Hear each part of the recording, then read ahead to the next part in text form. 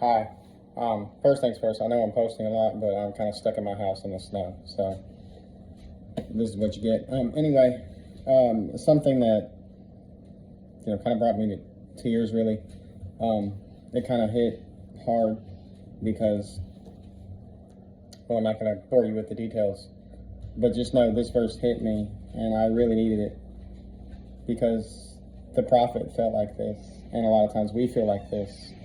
And I'll explain as I read. It's in Habakkuk chapter 3, verses 17 through 19. And verse 17 says, forgive me, I get a bit emotional reading this. Though the fig tree does not bud, and there is no fruit on the vines, though the olive crop fails, and the fields produce no fruit, though the flocks disappear from the pen, and there are no herds in the stalls.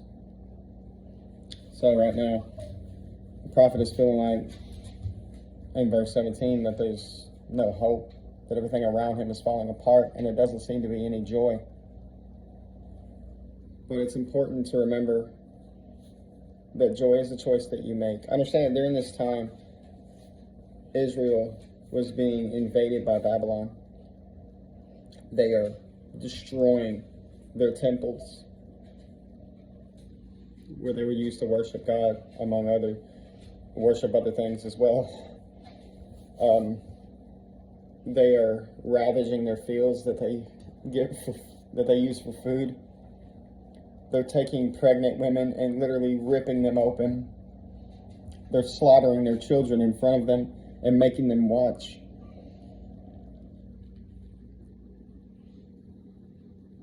And we think we have problems. But Habakkuk points out in verse 18 that joy is a choice that you make. It's not based on your circumstances around you.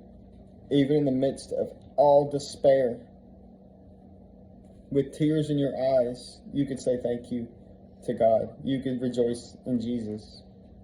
Paul wrote it like this. He said, the sufferings of this world are not worthy to be compared with the glory of God that will be revealed on the inside of me. Jesus said, fear not the one who can destroy only the body, and after that do nothing more, but fear the one who can throw body and soul into hell. Reminding of that, joy is the choice that you make in verse 18. He says, yet I will celebrate in the Lord. I will rejoice in the God of my salvation. The Lord, my Lord is my strength.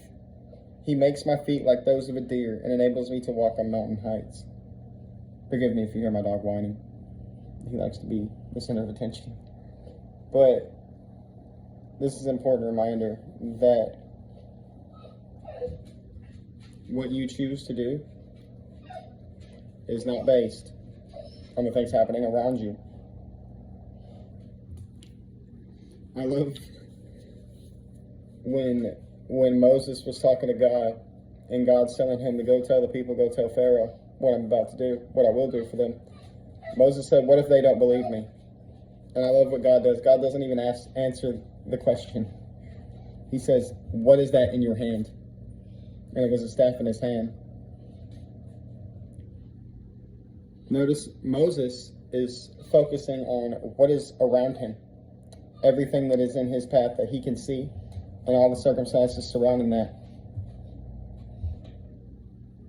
What if they?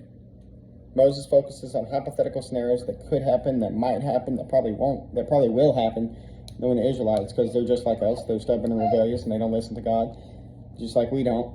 And God says, what is that in your hand?